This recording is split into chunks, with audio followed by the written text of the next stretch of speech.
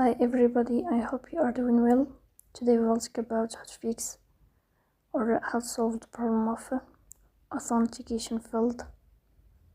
On ChatGPT we click on settings.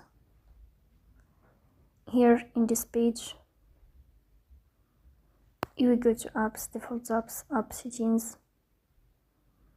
Then in this page you will search about ChatGPT. Then we click on first stop and you will click OK. Here you will enter to storage. Then we click on clear cache. Here we go to Play Store. You will search about ChatGPT.